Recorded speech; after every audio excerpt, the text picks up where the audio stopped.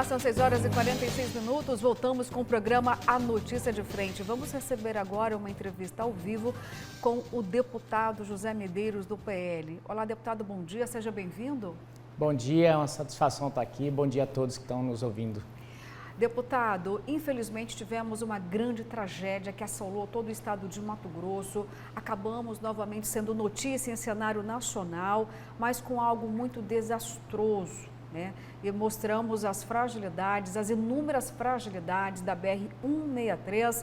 E aí vamos relembrar esse contrato há muitos anos. Começou lá no passado ainda, quando tínhamos no poder o PT. Inclusive o senhor fez, né, inúmeros relatos, utilizou a Câmara Federal para rechaçar os anos do PT, patrocinando corrupção, envolvendo a Odebrecht.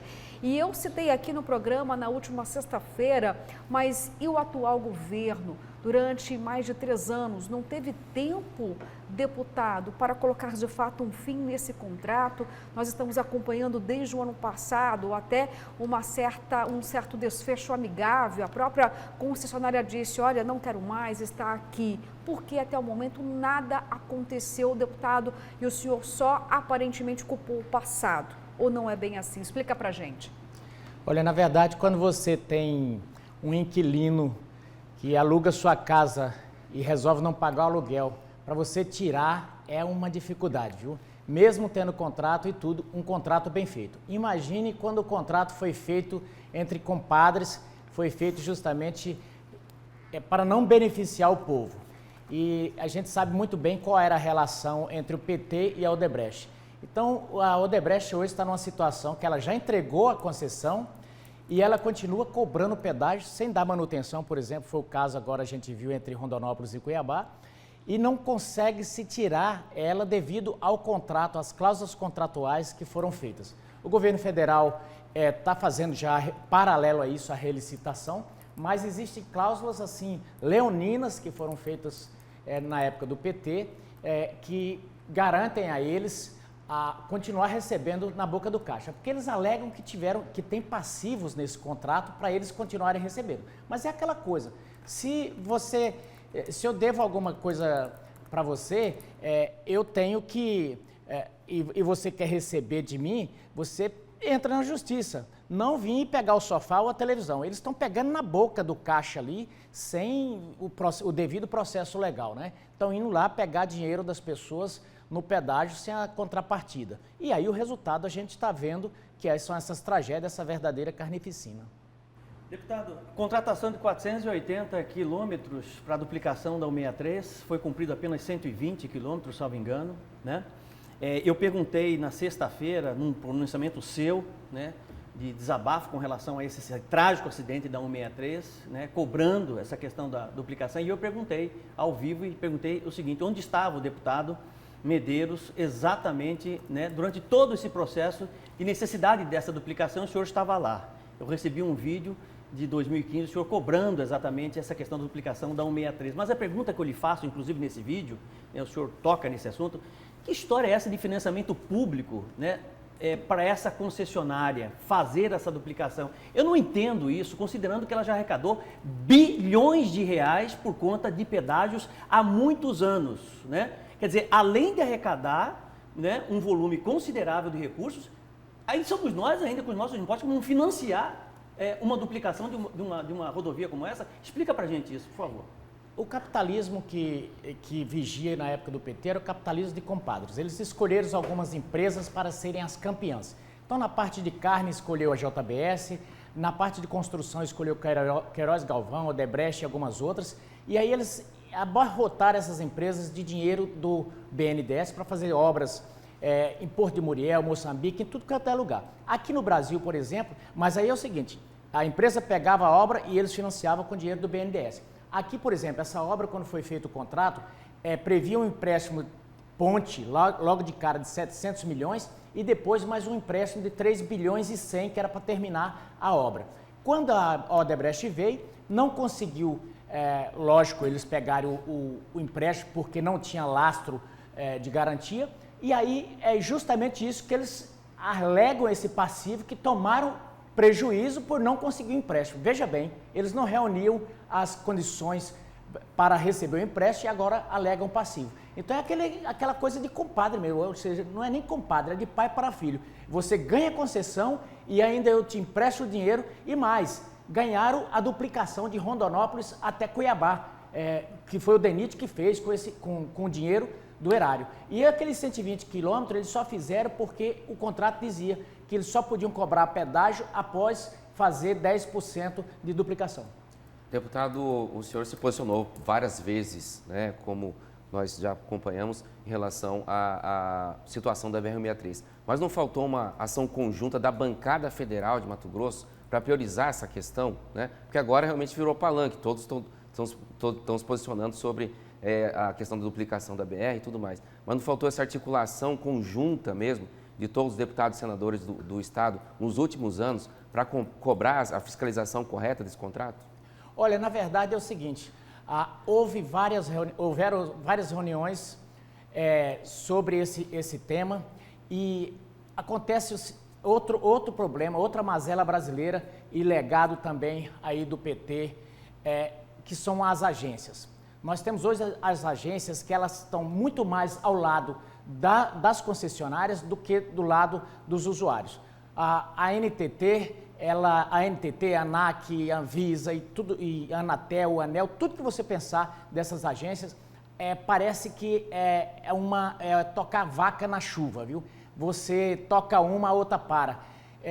Nós fizemos várias audiências dessa e sempre essas histórias de contratuais, não sei o quê. Eu, por mim, fazia que nem o Crivella fez lá no Rio de Janeiro. Chega, mete as máquinas, quebra a praça de pedágio, arromba e deixa o pessoal passar. Poxa, cadê o poder do Estado? Quer dizer que a concessionária pode fazer um estupro receber na boca do caixa na marra e o Estado não pode exercer o seu poder? Então, assim, a meu ver, não foi culpa da bancada, foi culpa de quem deveria tomar parte e defender o usuário. O deputado Gilbaldo Abosco defende claramente uma intervenção do Estado, do governo do Estado de Mato Grosso nessa situação, considerando esse trágico acidente. O senhor segue na mesma linha também, pela sua declaração? O governo do Estado de Mato Grosso, me desculpe, mas ele não defende o povo do Estado de Mato Grosso. Ele não consegue mexer com VLT, com BRT, então imagine com BR-163. Ele defende muito mais os interesses próprios de pessoas do que... Então não dá nem para tocar no governo do Estado quando ele está aí querendo jogar 1 bilhão no ralo e, aliás, 1 bilhão e 200 já dava para duplicar metade dessa rodovia aí. E como é que o senhor vai defender esse Estado, considerando que Mauro Mendes é candidato ao governo do Estado e considerando que o senhor está alinhado com o governo na sua própria candidatura? Não estou alinhado, com as condutas desse governo. Aliás, acabou de ser aprovado na sexta-feira uma representação minha no TCU, porque eu não concordo que jogue 1 bilhão dos mato-grossenses no ralo. Isso é um absurdo, enquanto todos os municípios do mundo estão saindo do BRT e caminhando para transporte moderno e aqui na contramão querem jogar milhões dos mato-grossenses no mato. Então isso aí eu não concordo e não é pessoal contra o governador, é não jogar dinheiro no mato, porque não está fácil dinheiro para estar jogando no lixo. O senhor defende essa atuação mais imediata do Estado em relação aos pedágios. Por que isso não é feito, então, nesse atual governo, já que é um governo federal? Eu não ouvi. Assim, o senhor defende essa ação imediata do governo federal em relação aos pedágios, né?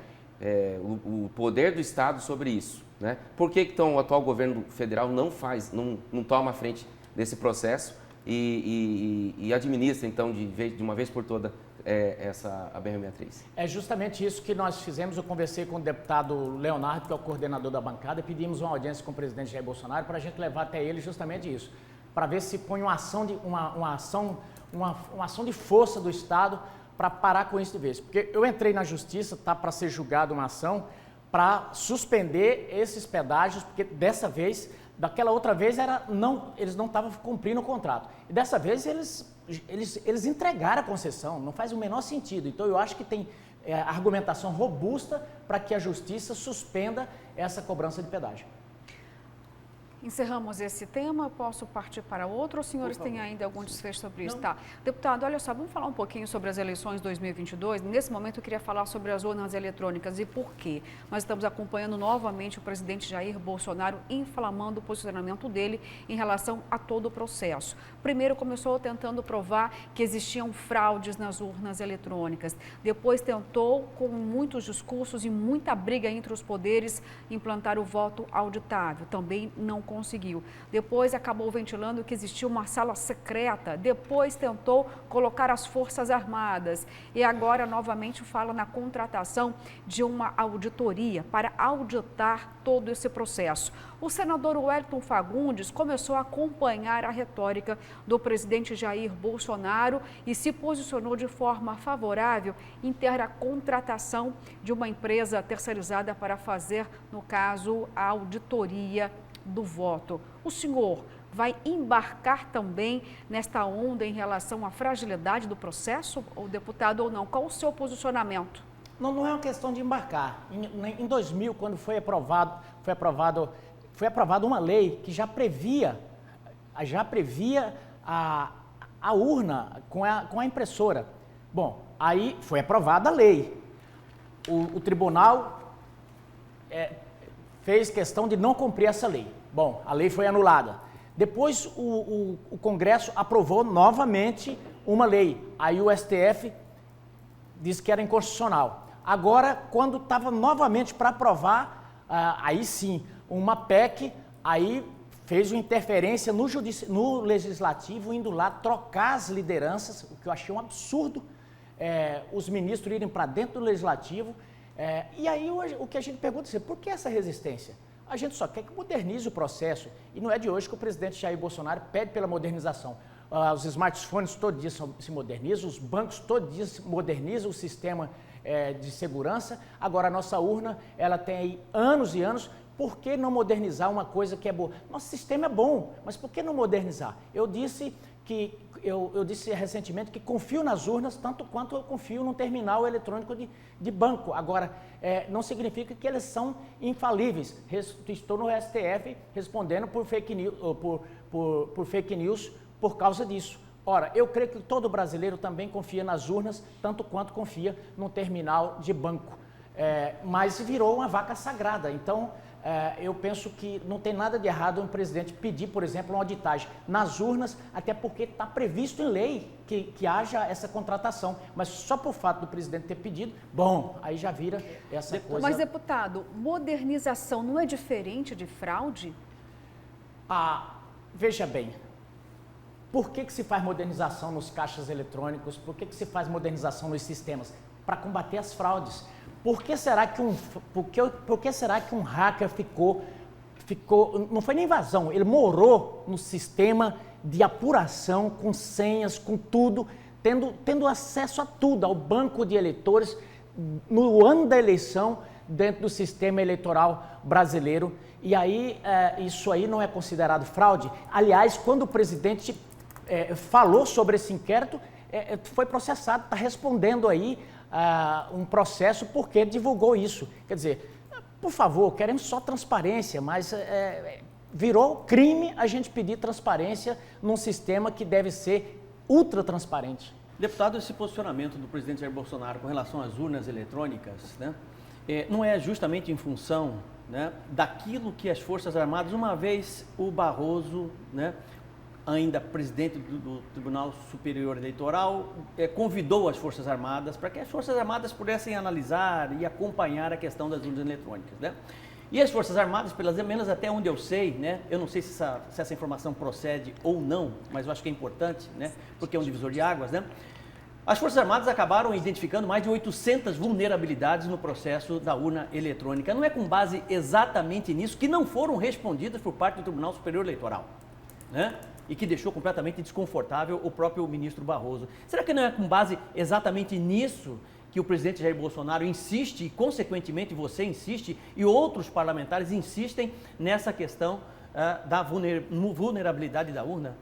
O que a gente tem com o TSE, a gente concorda plenamente, o nosso sistema é bom, o nosso sistema só precisa ser aperfeiçoado. Acontece que eles querem uma uma investigação pro forma. Nós vamos chamar 700 observadores internacionais, nós vamos chamar as Forças Armadas para observar. Epa, mas quando nos chamaram, a gente vai lá para valer. É que nesses dias, meu Deus, vocês não foi lá para observar a aferição das urnas e tal. Eu falei, não fui. Eu mexo com o sistema desde que eu era adolescente. Eu sei que quando você instala um malware num sistema, ele sabe muito bem identificar quando é um teste e quando é uma eleição de verdade. Eu falei, então eu não fui lá para ser bobo. As Forças Armadas, elas sabem fazer isso, tanto quanto os peritos da Polícia Federal. Eles diagnosticaram, a urna é segura?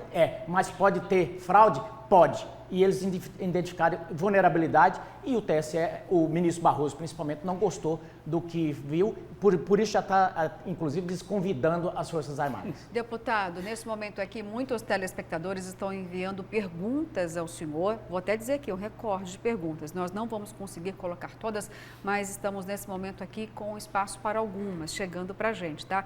Vamos ver qual a primeira pergunta, então, de um telespectador para o deputado federal José Medeiros. Temos aí na tela já a primeira pergunta para o deputado. Vamos lá, acredito que seja em relação à saúde, pelo que a gente já foi pontuado aqui, em relação à enfermagem sobre aquele voto. O senhor votou contra o aumento salarial, o piso, né, o aumento do piso salarial para enfermeiros, tanto na rede privada quanto pública, deputado? Veja bem, eu fui um dos deputados que mais trabalhei por esse piso. Havia uma resistência muito grande de colocar esse aumento, esse piso em pauta. E conversei várias vezes com o presidente Arthur Lira, fui na casa dele, inclusive.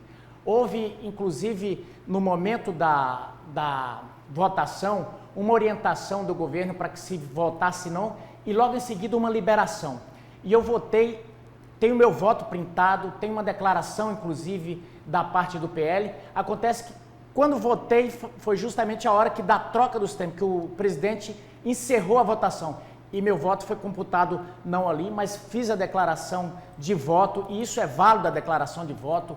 Às vezes você vota e fala, olha, votei de acordo com o partido, mas há uma clara, período eleitoral, há uma clara vontade de fazer desgaste eleitoral. Então, o que vale é o que eu estou dizendo aqui. Inclusive, gente, eu via o presidente do sindicato de enfermagem aí querendo fazer política de desgaste. Eu quero avisar para o presidente de enfermagem que não se pega galinha querendo dizer show. Esse projeto, se for vetado, volta para o Congresso e você vai precisar do meu voto. E eu já estou dizendo aqui, se voltar, o meu voto vai ser o mesmo. Eu vou votar a favor do piso da enfermagem. Então, assim, não sou contra os enfermeiros, votei a favor e torno a votar. Tem o print do meu voto, tem declaração do partido, enfim, esse assunto para mim é encerrado. Mais uma aqui, deputado, vamos lá. Onde estavam os senadores que não impediram Lula de fazer esse tipo de contrato com a Odebrecht? Por que vocês permitiram isso? Minha opinião rouba sozinho, ninguém rouba sozinho. Vocês também são corruptos por não terem impedido Lula a roubar tanto. Como vocês acusam? Onde estava o Bolsonaro quando ele era deputado? 30 anos no poder e ele nunca foi contra a corrupção. Pelo contrário, o Bolsonaro foi um dos caras que sempre foi hostilizado lá justamente por bater o tempo inteiro. Aliás, Bolsonaro, Monsanto e tantos outros eram os caras que tinham esse mantra. O PT, quando não está mentindo, está roubando. Quando não está roubando, está mentindo. E esse contrato não foi feito pelo Lula, foi feito pela Dilma.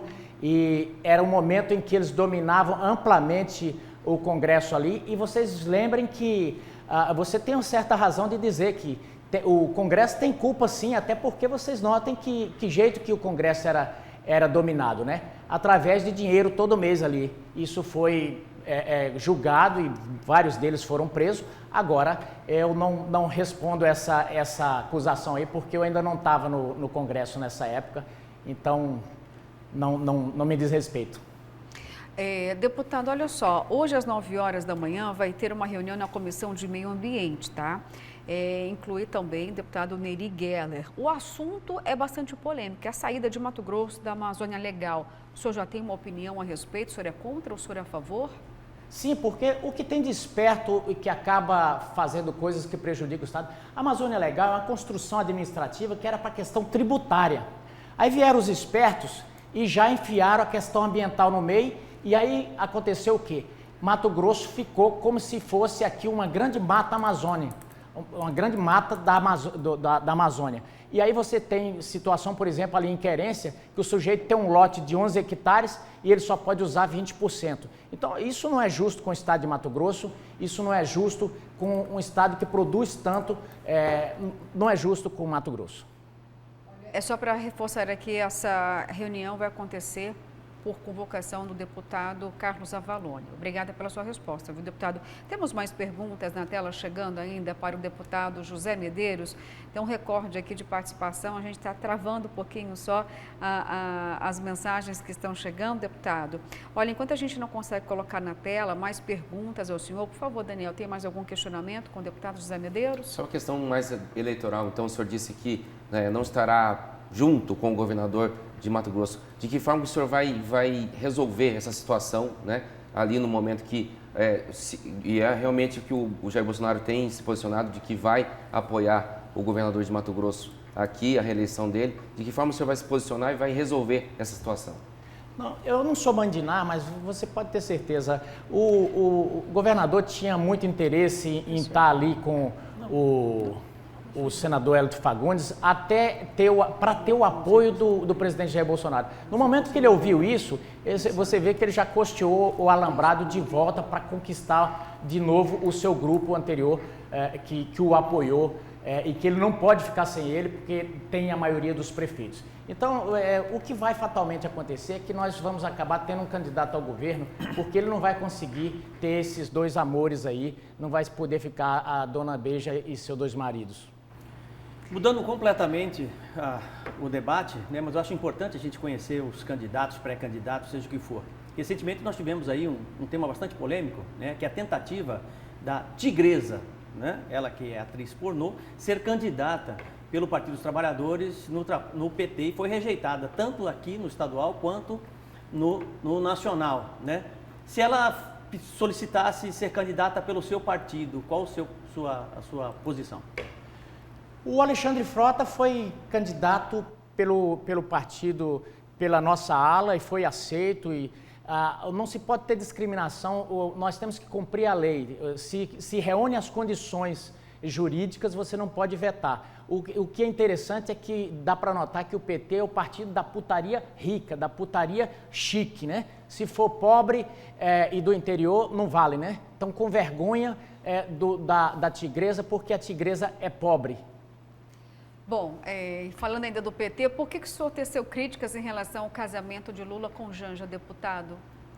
Eu teci? Nem me lembro. Sim, a gente mostrou aqui um vídeo do senhor falando sobre o casamento de Lula. O senhor teceu críticas, lembrou um momento difícil do país e também citou até mesmo a morte, né, do neto de Lula. Ah, sim. O senhor foi na mesma seara.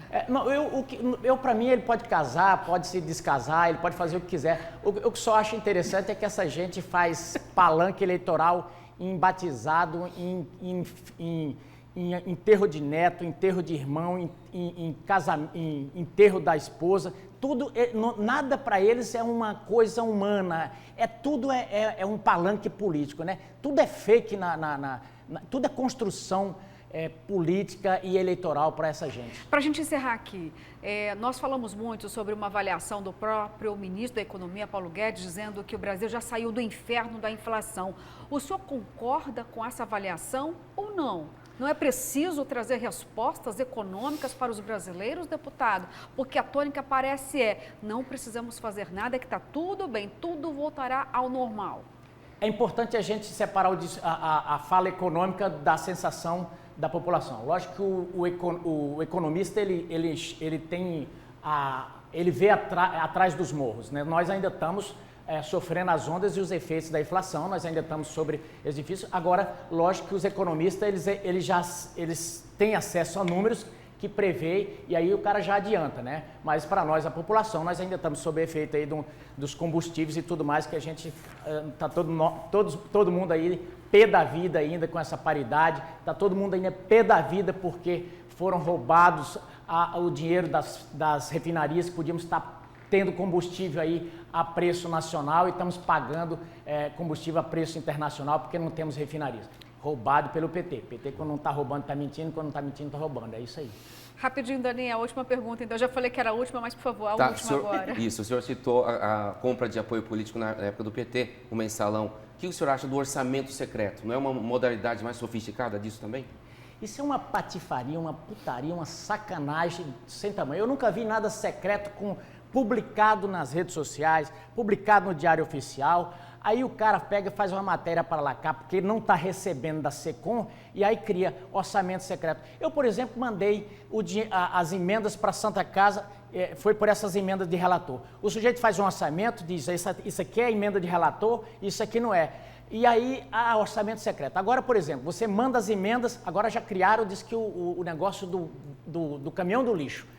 Você manda a emenda para o prefeito compra lá o caminhão de lixo, aí fala, Bolsonaro está superfaturando caminhão. Bolsonaro não está comprando caminhão, não está comprando nada. Se o prefeito comprou superfaturado, não foi. Quer dizer, é criação eleitoral. O cara briga por dinheirinho, por papel bordado da SECOM. O senhor está dizendo que a imprensa criou, o deputado, o orçamento secreto, ele não é pura. real, o STF não vai investigar as emendas secretas? Pura safadagem.